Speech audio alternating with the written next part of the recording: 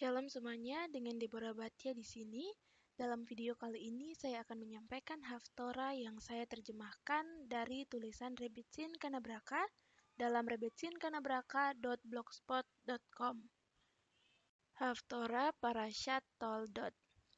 Esau dan Yakov saat ini. Diambil dari kitab Maleaki pasal 1 ayat 1 sampai pasal 2 ayat 7. Aku mencintai Yakov, tapi aku benci Esau. Minggu ini, Haftorah dibuka dengan Nabi Maleaki membawa perhatian kita pada cinta yang luar biasa yang dimiliki Hashem untuk Yakov dan anak-anaknya.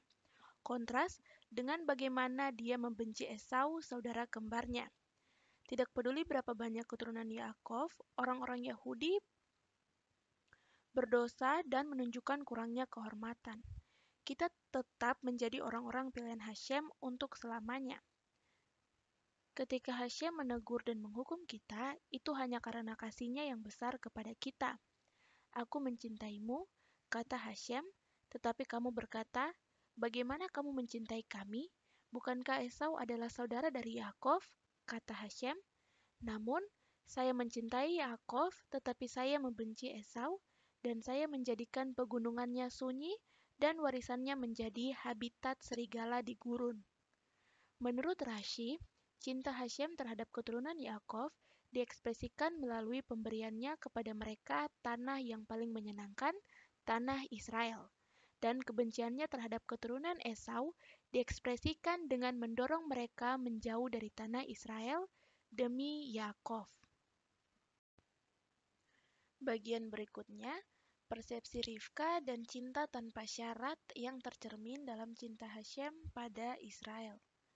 Maleaki menegur orang-orang Yahudi karena tidak memperlakukan bait suci dengan hormat dan Kohanim karena mempersembahkan hewan bercacat di atas altar Hashem. Namun demikian, pemilihan orang-orang Yahudi tidak akan pernah bisa dibatalkan, karena Rivka memastikan bahwa Yakov dan bukan Esau yang menerima berkah Yitzhak untuk melanjutkan misi spiritualnya. Sementara Yitzhak dibutakan oleh kehormatan yang ditunjukkan Esau kepadanya, Rivka mampu melihat melalui tatapan kesopanan Esau dan memahami sifat asli anak-anaknya. Dan Yitzhak mencintai Esau karena dia berburu dengan mulutnya, tetapi Rivka mencintai Yakov di dalam Bereshit 25 ayat 28. Sedangkan cinta Yitzhak ditulis dalam bentuk lampau, dicintai. Cinta Rivka untuk Yakov ditulis di masa sekarang, cinta. Menurut Kli Yakar, cinta Yitzhak untuk Esau bersyarat. Dia hanya mencintai ketika dia membawakannya makanan. Tetapi cinta Rivka untuk Yakov tidak bersyarat dan karena itu melampaui waktu. Cinta tanpa syaratnya yang dijelaskan dalam parasha minggu ini tercermin dalam cinta tanpa syarat Hashem untuk keturunan Yakov seperti yang dijelaskan oleh Maleaki dalam Haftorah minggu ini. Bagian berikutnya membedakan antara Esau dan Yakov di hari ini. Ini bukan kebetulan bahwa Haftorah minggu ini diambil dari kitab Maleaki. Nabi terakhir dan anggota Ansei Knesset Hagedolah atau orang-orang dari Majelis Agung, mereka mendefinisikan isi dari Tanak, menyadari bahwa roh dari nubuatan akan segera menarik diri dari orang-orang Yahudi untuk waktu yang lama. Selama pengasingan kita yang lama di tangan keturunan Esau, sulit untuk tidak dibutakan oleh secerca pencapaian luar. Barang material dan keinginan akan kenyamanan telah menjadi motif yang mendasari asimilasi luas yang kita saksikan di dunia barat. Keturunan Yakov dengan mudah bergabung dengan barisan Esau di pusat perbelanjaan mewah, pertandingan sepak bola, siaran televisi, dan restoran gourmet. Bahkan, keluarga Taurat sejati di dunia barat tidak terlindung dari pengaruh kuat dari Esau yang memikat. Saat ini, kita diingatkan untuk tidak menjadi seperti Yitzhak yang mencintai Esau karena dia berburu dengan mulutnya, yaitu menjebaknya dengan kata-kata, atau membujuknya dengan iklan untuk semua jenis barang. Sebaliknya, kita para wanita harus berjuang untuk menjadi seperti Rivka, dan melihat melalui ornamen kilap eksterior dan cinta Yakov. Alih-alih taman hiburan, sirkus, dan opera, kami mendambakan suara Yakov, kesunyian pembelajaran Taurat, dan Tefilah. Bagian terakhir, mengangkat tangan Esau tanpa mengompromikan suara Yakov kita. Dalam Haftarah minggu ini, Hashem menegaskan persepsi Rivka dengan menggemakan pilihan kasih sayangnya. Tapi Rivka mencintai Yakov dengan proklamasi Hashem. Namun, aku mencintai Yakov. Kecintaan Hashem pada Yakov adalah karena pengabdiannya pada Taurat dan Mitzvot. Esau, di sisi lain, dibenci.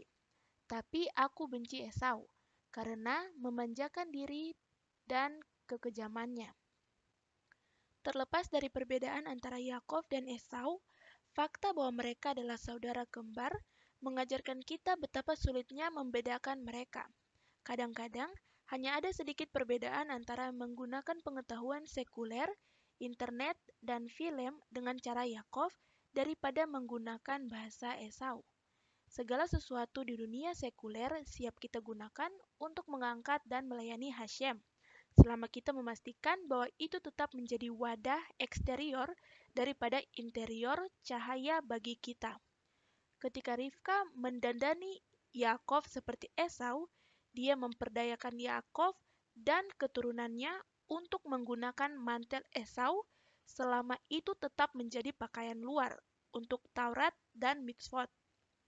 Suara itu adalah suara Yakov, tapi tangan itu adalah tangan Esau.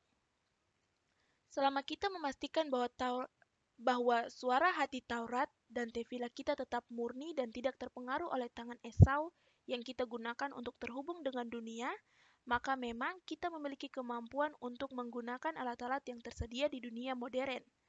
Sayangnya, tangan Esau dengan mudah memikat kita untuk terjebak dalam pembungkus eksterior yang mengesankan seperti kesenangan hedonistik dan pencarian kehormatan, menyebabkan kita memilih gelar sekuler dan bukan mengejar kekudusan.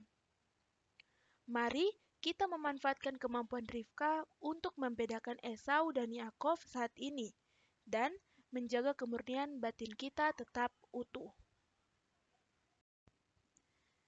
Terima kasih sudah mendengarkan. Apabila konten ini memberkati Anda, jangan lupa like, komen, dan subscribe. Shalom.